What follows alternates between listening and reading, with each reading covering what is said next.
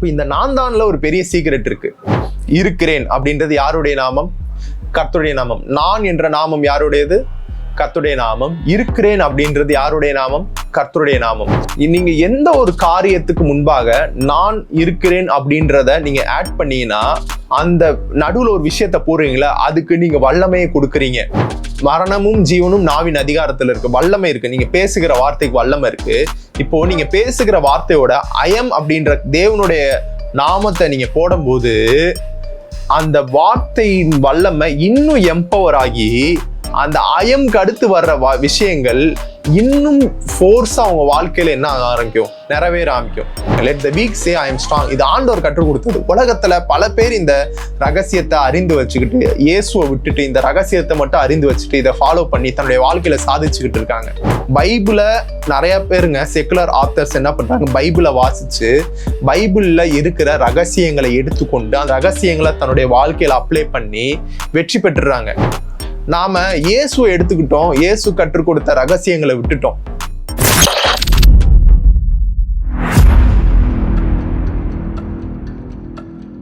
நாம் இன்னைக்கு என்ன பார்க்க போறோம்னா, நம்ம வாழ்க்கையில நிறைய காரியங்கள்ல குறைகள் இருக்கு. சில காரியங்கள் இல்லாம இருக்கு. எல்லாரும் எல்லா ஏரியாலையும் பெஸ்டா இல்லை. சில பேருக்கு ஹெல்த் ப்ராப்ளம்ஸ் இருக்கும், சில பேருக்கு ப்ராஸ்பரிட்டியில் ப்ராப்ளம் இருக்கும், சில பேருக்கு கரேஜ் இருக்காது, சில பேருக்கு ஸ்ட்ரென்த் இருக்காது, சில பேர் எப்படி இருப்பாங்க? சோகமானவர்களாக இருப்பாங்க. இந்த மாதிரி ஒவ்வொருத்தருக்கும் ஒரு பிரச்சனை இருக்கும். எல்லா பிரச்சனைக்கும் தீர்வு வந்து ஆண்டவர் அவருடைய வார்த்தையில் வச்சிருக்காரு. இன்னைக்கு ஒரு ரொம்ப சிம்பிளான காரியத்தை ஆண்டவர் உங்ககிட்ட சொல்லி கொடுக்க சொன்னார். இந்த காரியத்தை நான் ரொம்ப நாளாக ஃபாலோ பண்ணுறேன். இன்றைக்கும் தொடர்ந்து ஃபாலோ பண்ணிக்கிட்டு தான் இருக்கேன். நிறைய மாற்றங்கள் நான் பார்த்துருக்கேன். இதை நீங்கள் ஃபாலோ பண்ணுங்கள், கேளுங்க, இந்த செய்தியை ஃபாலோ பண்ணுங்கள். உங்கள் வாழ்க்கையில் பெரிய மாற்றங்களை நீங்கள் இப்போ காண்பீங்க. யாத்ராகமம் 3 எடுத்துக்கொள்ளுங்கள். மோசே கிட்ட ஆண்டவர் பேசுகிற சம்பவம் இது.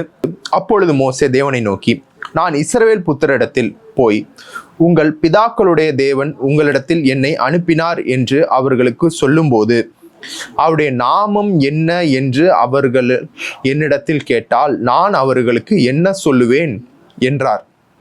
இங்க ஆண்டவர் மோசையை சந்திக்கும் போது தன்னை எப்படி இன்ட்ரடியூஸ் பண்றாருன்னா, 6ஆம் வசனத்தில் போட்டிருக்கு, நான் ஆபிரகாமின் தேவனும் ஈசாக்கின் தேவனும் யாக்கோபின் தேவனுமாய் இருக்கிறேன் என்றார். ஆண்டவர் வரும்போதே சொல்லிட்டாரு, உன் பிதாவாகிய ஆபிரகாம் வணங்குனது என்னதான், ஈசாக் வணங்குனது என்னதான், யாக்கோபு வணங்குனது என்னதான், அந்த தேவன் தான் நான் வந்திருக்கேன் அப்படின்ட்டு சொல்றாரு. ஆனா மோசே இங்க சொல்றாரு, எல்லாம் ஓகே தான், ஆபிரகாம் வணங்கின தேவன் நீங்க தான், யாக்கோபு ஈசாக்கு வணங்கின தேவன் நீங்க தான், ஆனா உங்க பேர் என்னன்னு அவங்க கேட்டா நான் என்ன சொல்றது அப்படின்னு கேட்குறாங்க. நியாயமான கேள்வி தானே. ஆபிரகாம் வணங்கின தேவன் அவர் பேர் என்ன, ஈசாக்கு வணங்கின தேவன் அவருடைய பேர் என்ன, யாக்கோபு வணங்கின தேவன் அவருடைய பேர் என்ன அப்படின்னு ஜனங்கள் என்ன பார்த்து கேட்டா நான் என்னங்க சொல்றது அப்படின்னு கேட்கிறாரு. கேட்டதுக்கு ஆண்டவர் பதில் சொல்றாரு, அதற்கு தேவன் இருக்கிறவராகவே இருக்கிறேன் என்று மோசேயுடன் சொல்லி, இருக்கிறேன் என்பவர் என்னை உங்களிடத்தில் அனுப்பினார் என்று இஸ்ரவேல் புத்திரரோடே சொல்வாயாக என்றார். இதை இங்கிலீஷ்ல போடுங்களேன். And God said to Moses, I am who I am, and he said, thus you shall say to children of Israel, I am has sent me to you. அவருடைய பேர் என்ன? I am who I am. சொல்லுங்க, I am who I am. இதை வந்து KJV-ல போடுங்க. And God said unto Moses, I am that I am. உங்க நாமம் என்ன ஆண்டவரே? I am that I am. உங்க நாமம் என்ன ஆண்டவரே? இருக்கிறவராகவே இருக்கிறேன். அவருடைய பேர் என்ன சொல்லுங்க? ஆண்டவருடைய பேர் என்ன? இருக்கிறவராகவே இருக்கிறேன். அவருக்கு ஒரு பேரு இருக்குன்னா அது என்ன பேரா? இருக்கிறவராகவே இருக்கிறேன் அப்படின்னு ஆண்டவர் தன்னை இன்ட்ரடியூஸ் பண்ணி வைக்கிறார். இப்போ என்னைய நீங்க யாருன்னு கேட்டா நான் என்ன இன்ட்ரடியூஸ் பண்ணுவேன்? என் பேர் விஜய் ஆனந்த பாபு அப்படின்னு சொல்லுவேன். என்னுடைய சகோதரர் அவரை வந்து உங்க பேர் என்னன்னு கேட்டா ஐ எம் விஜய் ராஜன், விஜயராஜன் அப்படின்னு சொல்லுவாங்க. நீங்க என்ன பண்றீங்க? நான் ஊழியம் செய்யறேன், நான் வந்து என்ன பண்றேன், எவாஞ்சலிஸ்டா இருக்கேன், பாஸ்டரா இருக்கேன். நீங்க ஒரு கலெக்டரை போய் பார்த்தீங்கன்னா என்ன சொல்ல, நான் ஒரு கலெக்டர் அப்படின்னு. அவங்களுடைய வேலையை வந்து என்ன சொல்லுவாங்க? நான் ஒரு கலெக்டர் அப்படின்னு சொல்லுவாங்க. நான் கலெக்டர் அப்படின்னு சொல்லுவாங்க. உங்க பேர் என்ன அப்படின்னு கேட்டா நான் ஐ எம் விஜய் ஆனந்த பாபு, இல்ல ஐ எம் விஜயராஜன் அப்படின்னு இன்ட்ரடியூஸ் பண்ணுவாங்க. ஆனா இவர் யார் தெரியுமா? ஆதியும் அந்தமுமானவர், தொடக்கமும் முடிவுமற்றவர். பரலோகம் உண்டாகும் முன்னாவே இவர் இருந்தாரு. எல்லாரும் எப்படி ஆண்டவர் இமேஜினேஷன் பண்ணி வச்சிருக்காங்கன்னா, பரலோகத்துல ஆண்டவர் வீற்றிருந்தாரு, அப்படின்னு ஒரு இமேஜினேஷன், ஒரு சிந்தனையை வந்து பாக்குறாங்க. கடவுள்னு சொல்லும்போது பரலோகத்துல ஆண்டவர் இருக்காருன்னு. ஆனா பரலோகத்தை உண்டாக்குனதே இந்த ஆண்டவர் தான். பரலோகமும் ஆண்டவரும் ஒன்னா எக்ஸிஸ்ட் ஆகல. பரலோகத்தை உண்டாக்குவதற்கு முன்பாகவே நம்முடைய ஆண்டவர் ஆண்டவர் என்ன இருந்திருக்காரு. யெகோவா தேவன் என்ன பண்ணிருக்காரு, இருந்திருக்காரு. பிதாவாகிய தேவன் என்ன பண்ணிருக்காரு, எக்ஸிஸ்டடா இருந்திருக்காரு. அவர் தான் என்ன பண்ணிருக்காரு, பரலோகத்தை உண்டு பண்ணினார், தேவ தூதர்களை உண்டு பண்ணினார். அதுக்கு பின்பாக என்ன பண்ணார், பூமியை உண்டு பண்ணினார், அப்புறம் மனுஷனை உண்டு பண்ணினார். எல்லாத்தையும் அவர் தான் உண்டு பண்ணினார். அவர் தான் ஸ்டார்டிங்கே. இப்போ இன்னைக்கு ஒரு குழந்தை பிறக்குதுன்னா அதுக்கு யார் பேர் வைப்பா? அவங்க அப்பா அம்மா தான் பேர் வைப்பாங்க. ஆனா அவருக்கு யார் பேர் வச்சா? நீங்க வந்து பைபிள்ல நிறைய பேர் படிக்கிறீங்கல்ல, எல்லாமே யெகோவா நீசி, எல்லாமே மனிதர்கள் அவரை வந்து அவர் எந்த இடத்துல எப்படி வெளிப்பட்டாரோ, எந்த மனிதனுக்கு எப்படி அவர் வெளிப்பட்டாரோ அதை வந்து கர்த்தருக்கு அவங்க பேரா வச்சு என்ன பண்ணாங்க, அவரை அழைச்சாங்க, அவரை துதித்தாங்க. அதுவும் அந்த ஸ்தலத்துக்கு அந்த பேரெல்லாம் வைப்பாங்க. முக்கியமா அந்த ஸ்தலத்துக்கு பேர் வைப்பாங்க. அந்த பேரை வந்து ஆண்டவர் சொல்லி என்ன சொல்லுவாங்க, தாவீது என்ன பண்றாரு, தேவனை வந்து என் கேடகம், என் துருகம், என் கோட்டை அப்படின்னு சொல்றாரு. தாவீது கடவுளுக்கு வச்ச பேர் என்ன, என் மெய்ப்பர். கர்த்தர் என் மெய்ப்பர், என் கோட்டை, என் துருகம் அப்படின்னு தாவீது தேவனை பர்சனலைஸ் பண்ணி தாவீது தான் கர்த்தருக்கு இந்த மாதிரி பேர் வைக்கிறான். தேவன் தன்னுடைய வாழ்க்கையில எப்படி வெளிப்படணும்னு தாவீது விரும்பினானோ, தேவன் எப்படி இருக்கிறான்னு தாவீது பார்த்தானோ, எப்படி தன்னுடைய வாழ்க்கையில வெளிப்படணும்னு தாவீது விரும்பினாரோ, அந்த நாமத்தை தாவீது என்ன பண்ணாரு, தன் வாயால அறிக்கை செய்தார், வாயை திறந்து சொல்லி தேவனை துதித்தார். ஓகேங்களா? இப்போ தேவனுடைய பெயர் என்ன? அயம். சொல்லுங்க, தேவனுடைய பெயர் என்ன? அயம். சொல்லுங்க, தேவனுடைய பெயர் என்ன? கமெண்ட்ல சாட்ல போடுங்க, அயம் அப்படின்னு போடுங்க. கடவுளுடைய பேர் என்ன? அயம். இப்போ கடவுள் உங்க வாழ்க்கையில எப்படி வெளிப்படணும்னு விரும்புறீங்க? கடவுள் உங்களுக்கு யாரா இருக்கணும்னு நீங்க விரும்புறீங்க? கடவுள் உங்களுக்கு ஆரோக்கியமா இருக்கணும்னு விரும்புறீங்களா? கடவுள் உங்களுக்கு செழிப்பாக மாறணும்னு விரும்புறீங்களா?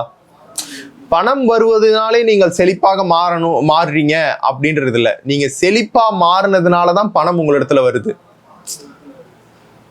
இது வந்து ஒரு பெரிய ரகசியம். செழிப்பின் மனநிலை இருக்கும் போதுதான், செழிப்பின் செயல்களை நாம் செய்யும் போதுதான், செழிப்பின் மனநிலையை நாம் சிந்திக்கும் போதுதான் பணம் நம்மை நோக்கி வருகிறது. ஒரு தரித்திரருக்கு, ஒரு பிச்சை எடுக்கிறவனுக்கு நீங்க 1 லட்ச ரூபா கொடுத்தாலும் அவன் அதை செலவு பண்ணிட்டு திரும்ப பிச்சை தான் எடுப்பாங்க. அவங்களுடைய மனநிலை மாறாத பட்சத்தில், ஒரு பிச்சை எடுக்கிறவன் வந்து செழிப்பின் மனநிலையில இருந்தான்னு வைங்களேன், அவனே என்ன பண்ணிடுவான், 1 லட்ச ரூபாய் உருவாக்கக்கூடிய ஆற்றலை அவன் வந்து வெளிப்படுத்திடுவான். அவன்கிட்ட நீங்க 1 லட்ச ரூபா கொடுத்தா அதை பெருக்கி பெரிய பணக்காரன் ஆயிடுவான். ஆனா அந்த பிச்சைக்காரனுடைய மனநிலை மாறாத பட்சத்துல அவனுக்கு 1 லட்ச ரூபா கொடுத்தாலும் அந்த 1 லட்ச ரூபா செலவு பண்ணதுக்கு அப்புறமும் திரும்ப பிச்சை தான் எடுப்பாங்க.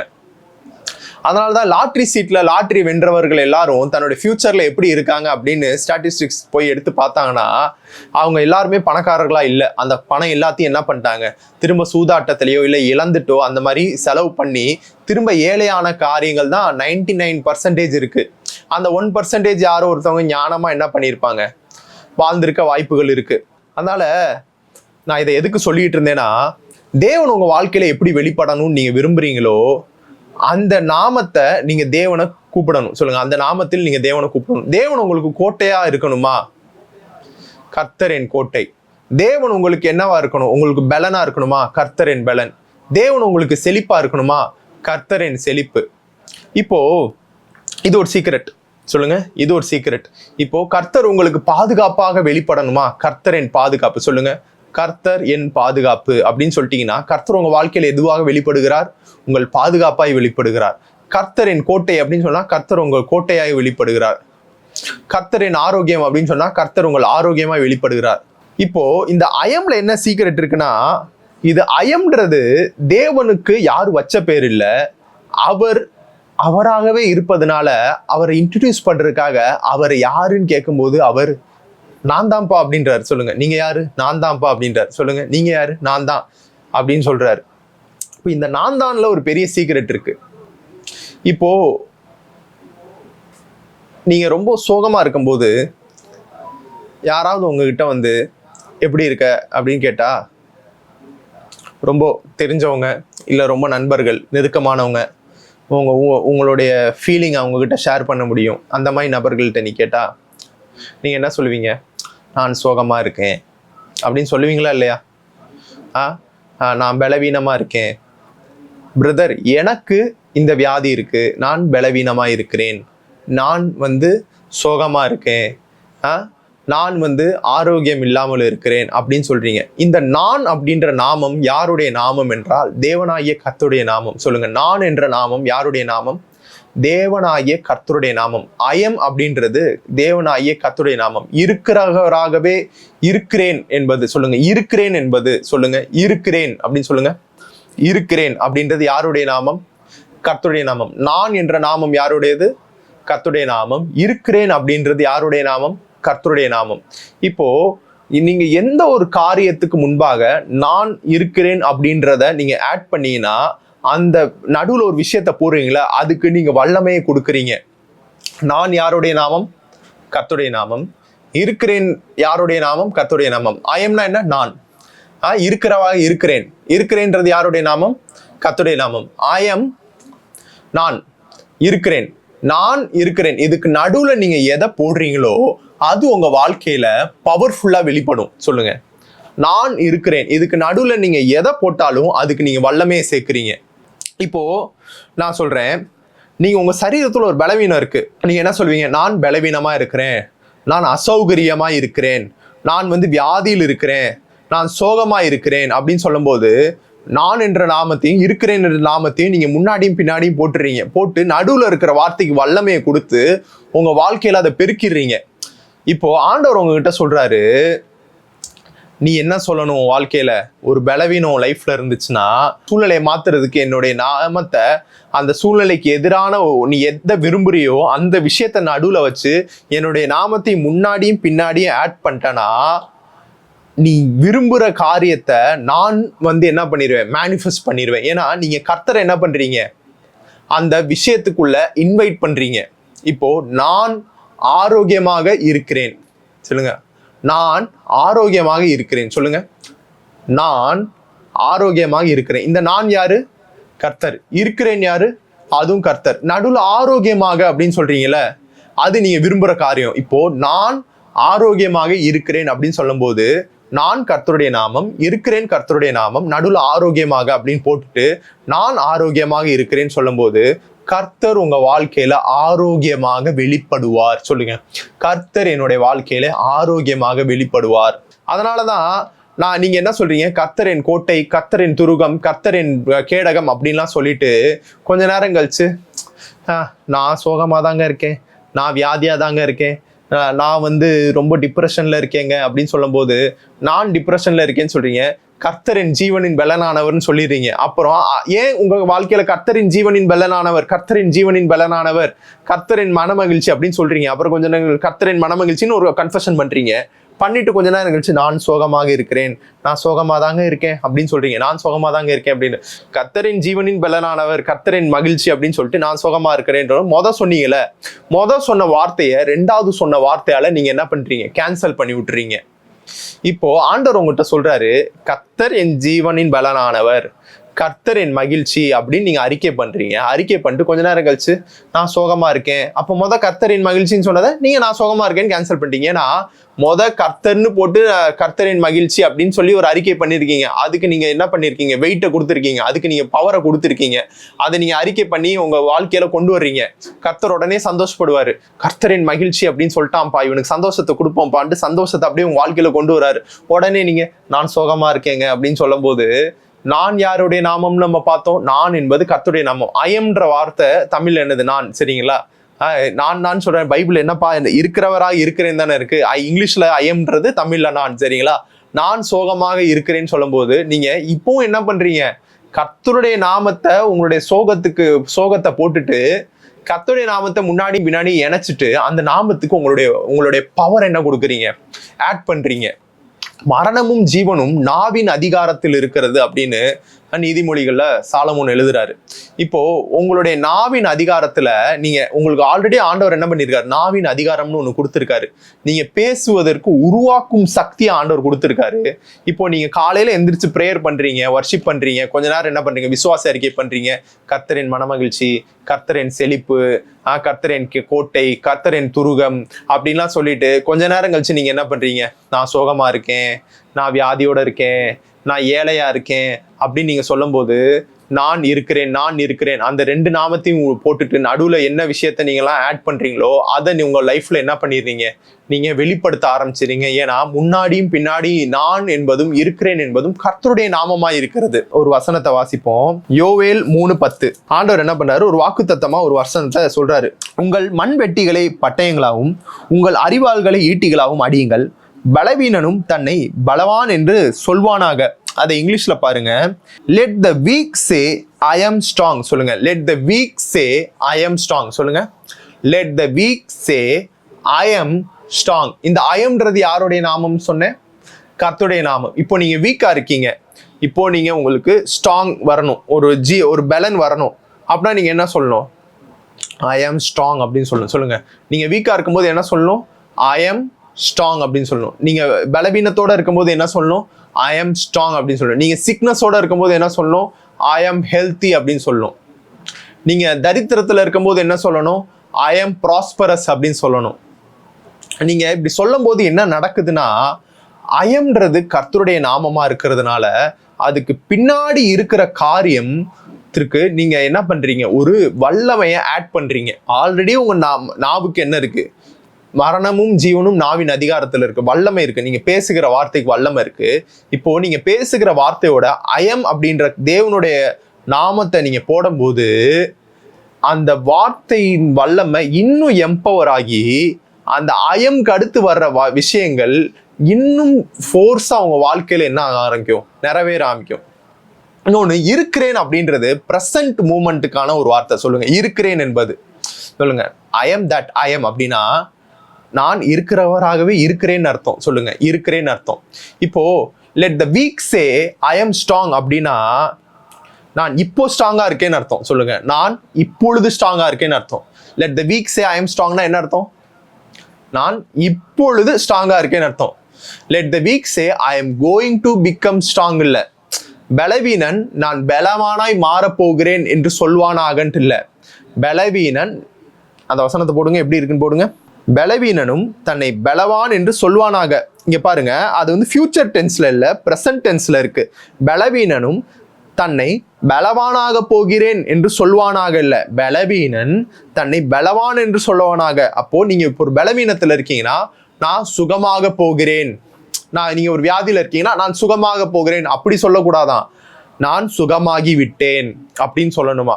பிரதர் இது என்ன பிரதர், பொய் சொல்ற மாதிரில பிரதர் இருக்கு, நான் தான் பலவீனனா இருக்கேன், நான் என்ன பொய் சொல்லணுமா பிரதர், நான் பலவான், நான் தான் தரித்திரத்துல இருக்கேன், ஐ எம் ப்ராஸ்பரஸ், நான் செழிப்பா இருக்கிறேன்னு சொல்றீங்க, இது பொய் சொல்றது தானே பிரதர் அப்படின்னு சொன்னீங்கன்னா நான் சொல்றேன், நீங்க பொய் சொல்லவே இல்லை. சொல்லுங்க. நீங்க பொய் சொல்லவே இல்லை, நான் பொய் சொல்லவே இல்லை, நீங்க உண்மையை தான் சொல்றீங்க. உண்மைன்னு ஒண்ணு இருக்கு, சத்தியம்னு ஒண்ணு இருக்கு, ரெண்டுத்துக்கும் வித்தியாசம் இருக்கு. சொல்லுங்க. உண்மைன்னு ஒண்ணு இருக்கு, சத்தியம்னு ஒண்ணு இருக்கு. உண்மையை என்ன பண்ண முடியும், நம்மளால மாத்த முடியும். சத்தியத்தை நம்மளால என்ன பண்ண முடியாது, மாத்த முடியாது. சொல்லுங்க. உண்மையை நம்மளால மாத்த முடியும், சத்தியத்தை நம்மளால மாத்த முடியாது. இப்போ உண்மையை மாத்த முடியும், சத்தியத்தை மாத்த முடியாது. அதுக்கு ஒரு பெஸ்ட் எக்ஸாம்பிள் சொல்றேன். இப்போ உங்களுடைய பாடியில ஒரு வியாதி இருக்கு பாத்தீங்களா, உங்களுடைய பேங்க் அக்கௌண்ட் பேலன்ஸ் இருக்கு பாத்தீங்களா, அது எவ்வளவா இருக்கலாம், 500 ரூபா இருக்கலாம், 1000 ரூபா இருக்கலாம், 10,000 ரூபாய் இருக்கலாம், 1 லட்ச ரூபாயா இருக்கலாம். இதெல்லாம் என்னது, உண்மைகள். இந்த உண்மைகள் நிமிஷத்துக்கு நிமிஷம் மாறும். எப்படின்னா, இன்னைக்கு உங்க அக்கௌண்ட்ல 10,000 ரூபாய் இருக்கு, நாளைக்கு ஒரு 5,000 ரூபாய் செலவு பண்ணிட்டீங்க. அப்போ நாளைக்கு உண்மை என்னது, இன்னைக்கு உங்க அக்கௌண்ட்ல 10,000 ரூபாய் இருக்கு, நாளைக்கு ஒரு 5,000 ரூபாய் நீங்க செலவு பண்ணிட்டீங்க. நாளைக்கு உண்மை என்னது, 5,000 ரூபாய் உங்க அக்கௌண்ட்ல இருக்கு, அதுதான் உண்மை. ஆனா சத்தியம் என்ன தெரியுமா, அதை மாத்த முடியாது. நீங்க இன்னைக்கு உங்க அக்கௌண்ட்ல 10,000 ரூபாய் இருக்கு, நாளைக்கு 5,000 ரூபாய் நீங்க செலவு பண்ணிடுவீங்க. ஆனாலும் சத்தியம் மாறாது. சத்தியம் என்ன சொல்லுது தெரியுமா உங்களை குறித்து, அவர் ஐஸ்வர்யம் உள்ளவராயிருந்தும் அவருடைய தரித்திரத்தினாலே நீங்கள் ஐஸ்வர்யவான் ஆகும்படிக்கு அவர் தரித்திரானாரே. சொல்லுங்க, அவர் ஐஸ்வர்யம் உள்ளவராயிருந்தும் அவருடைய தரித்திரத்தினாலே நீங்கள் ஐஸ்வர்யவான் ஆகும்படிக்கு அவர் தரித்திரானாரே. இந்த வசனம் மாறுமா? இந்த வசனம் சத்தியம். இப்போ அவர் தரித்திரானது உண்மையா? அது சத்தியமா? இப்போ அவர் தரித்திரானது சத்தியம் தானே, அது உண்மைதானே, சத்தியம் தானே, மாற்ற முடியாத உண்மை. மாற்ற முடியாத உண்மையை நம்ம சத்தியம்னு சொல்றோம். அவர் தரித்திரானது சத்தியம்.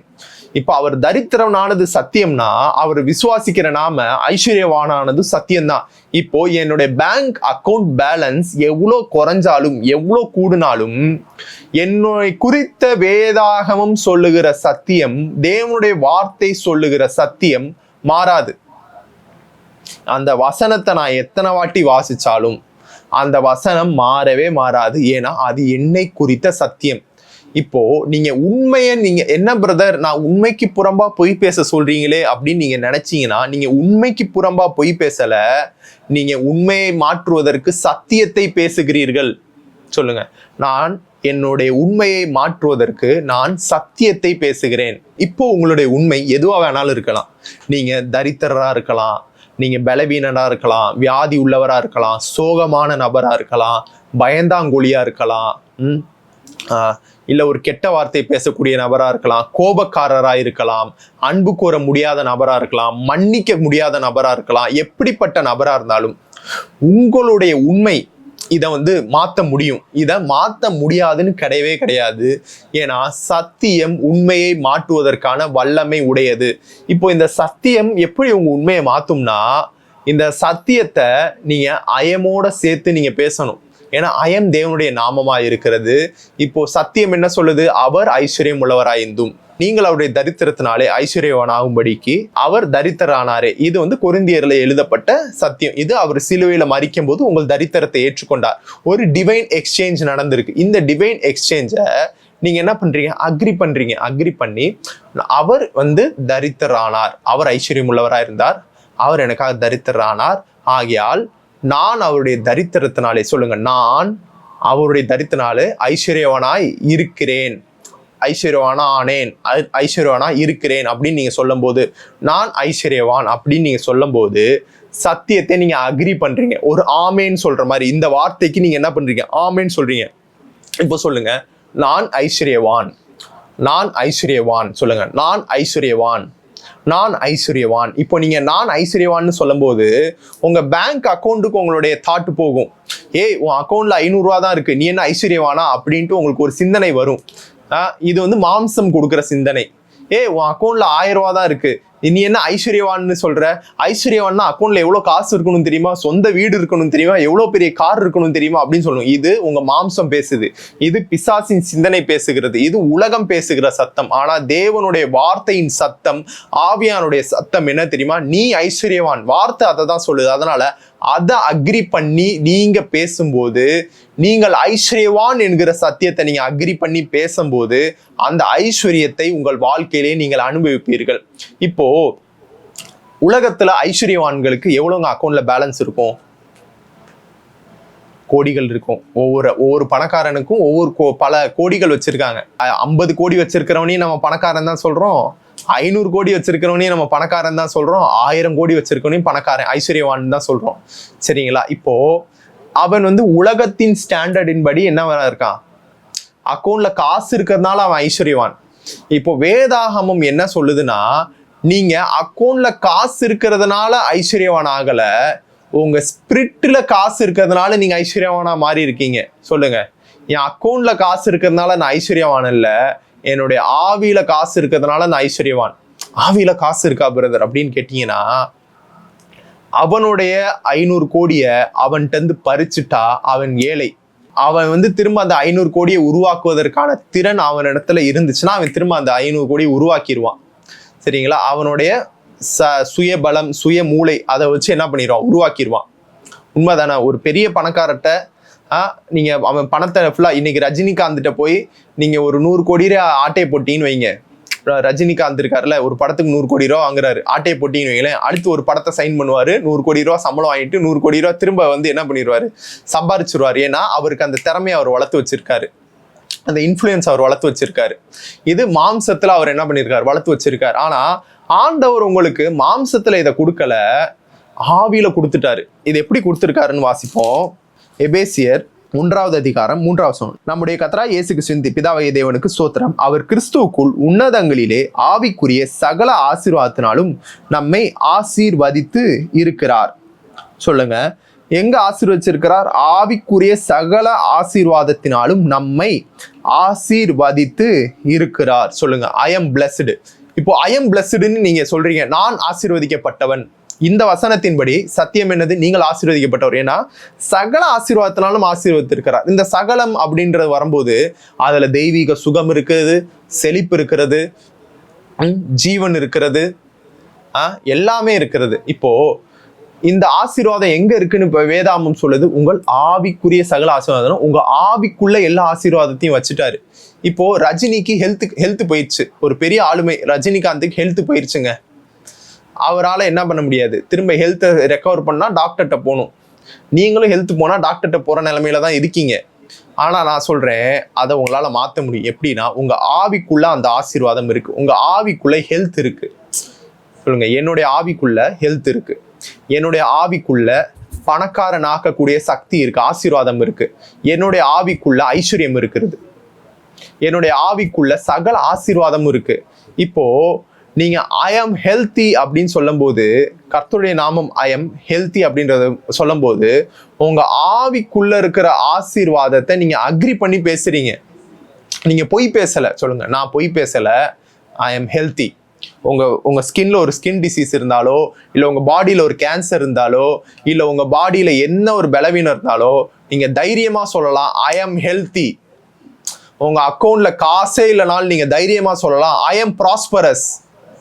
உங்க மனநிலை எவ்வளவு சோகமா இருந்தாலும் சொல்லலாம், ஐ எம் ஜாய்ஃபுல் அப்படின்னு சொல்லலாம். ஏன்னா உங்க ஆவிக்குள்ள சந்தோஷத்தை ஆண்டவர் ஊட்டி இருக்கிறார். நீங்க எவ்வளவு பெரிய கோவக்காரனா இருந்து, கோவம் தான் கெட்ட வார்த்தை பேசுறது, பொருளை தூக்கி போட்டு உடைக்கிறது, மத்தவங்களை என்ன பண்றது, ஹர்ட் பண்றது, அந்த மாதிரி ஒரு நபரா இருக்கீங்கன்னா, நான் சொல்றேன், அது உங்களுடைய சுபாவத்தினால் நடக்கிற காரியங்கள்.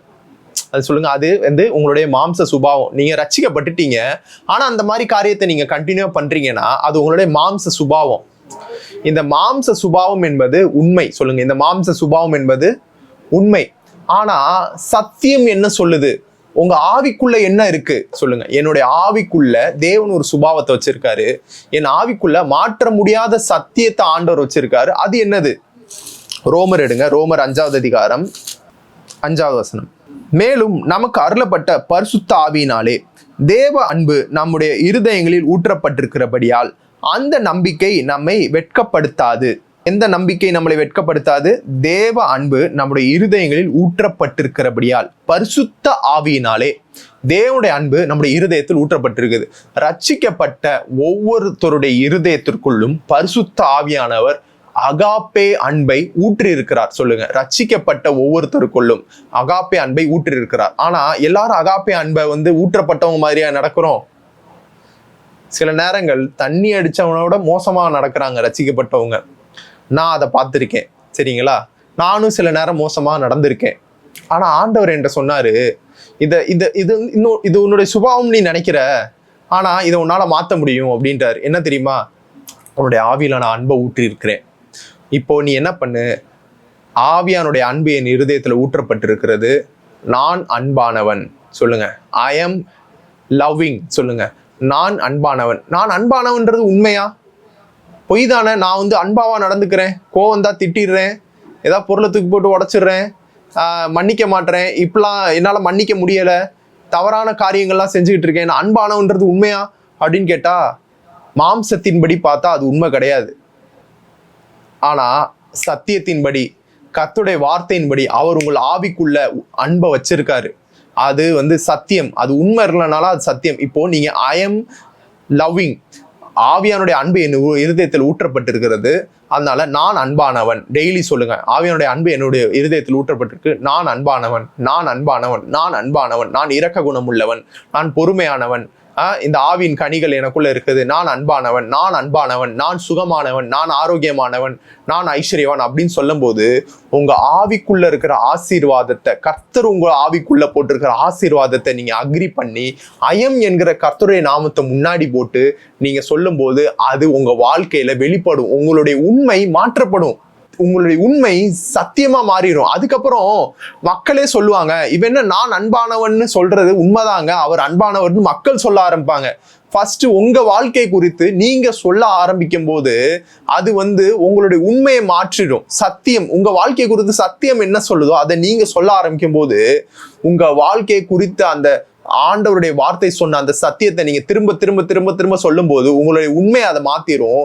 ஃபர்ஸ்ட் நீங்க சத்தியத்தை உங்க வாயத்தை பேசிக்கிட்டு இருப்பீங்க. கொஞ்ச நாள்ல உங்க சுத்தி இருக்கிறவங்க உங்களை பார்த்து அதை பேசுவாங்க. எப்படின்னா, கொஞ்ச நாளைக்கு நீங்க என்ன பண்ண போறீங்க, நான் அன்பானவன், நான் ஆரோக்கியமானவன், நான் செழிப்பானவன், நான் இரக்க குணமுள்ளவன் அப்படின்னு நீங்க சொல்லிக்கிட்டே இருக்கும்போது உங்க ஆவிக்குள்ள இருக்கிற காரியத்தை நீங்க அக்ரி பண்றீங்க. தேவன் உங்களுக்குள்ள போட்டிருக்கிற அந்த ஆசீர்வாதத்தை நீங்க அக்ரி பண்றீங்க. தேவனுடைய நாமத்தை இணைத்த அந்த காரியத்தை நீங்க சொல்றீங்க. கொஞ்ச நாளைக்கு கழிச்சு ஜனங்கள் உங்களை பார்த்து சொல்லுவாங்க.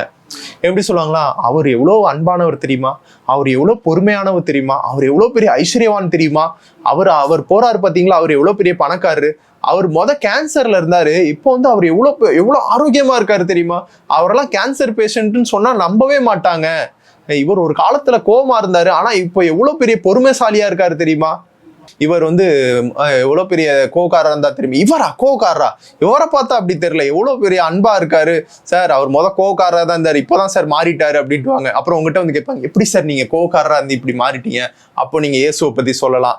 இயேசுவை நான் ஏற்றுக்கொண்டேன், இயேசு என்னுடைய ஆவிக்குள்ள என்னுடைய இருதயத்துக்குள்ள அன்பை ஊற்றினாரு, என்னுடைய கோபம் மாறி நான் சாந்த குணம் உள்ளவனா மாறிட்டேன், நான் அன்பானவனா மாறிட்டேன்.